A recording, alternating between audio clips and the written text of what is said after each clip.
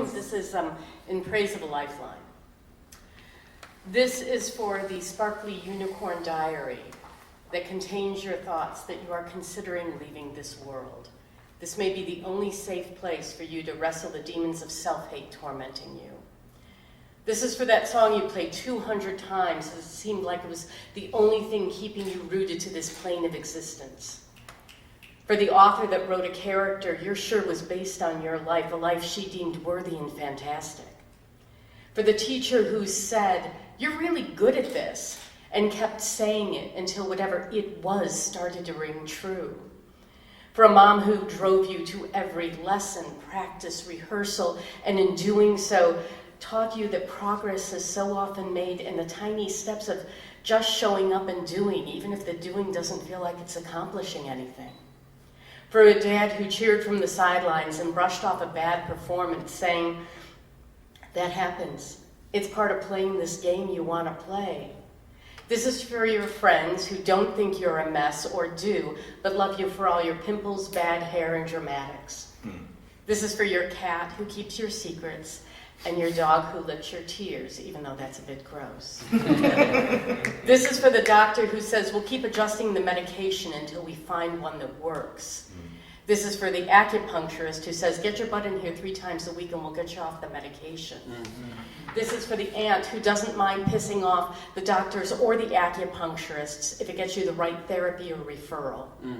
For an uncle who accidentally lets a family secret slip that explains this weird silence that everyone dances around because he knows that secrets ferment in the dark into a shame that runs through the generations. This is for the youth minister that says you're not crazy for believing that you're normal. This is for the school social worker who says you're not crazy, but that is not normal, as she reaches for the phone.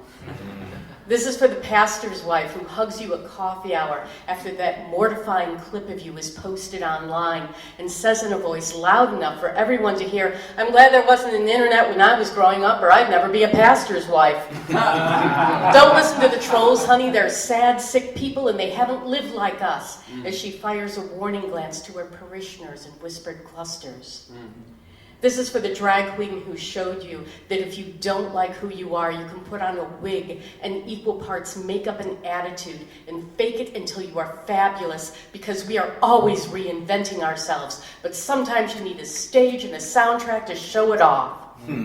This is for the anonymous man on the suicide hotline who says he cares even though he's never met you, and that you are brave and worthy and strong and valuable.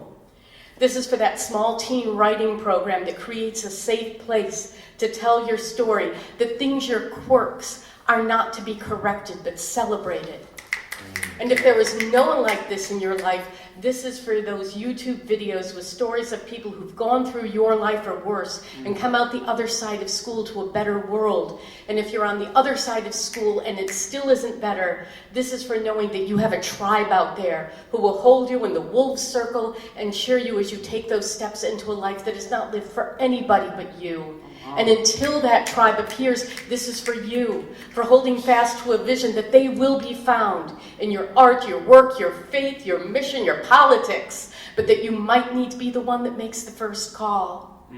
This is for that power that keeps us reaching out, who knows that when we reach out, we reach up, and that power will flow into and through us until we shine like the stars we are made of.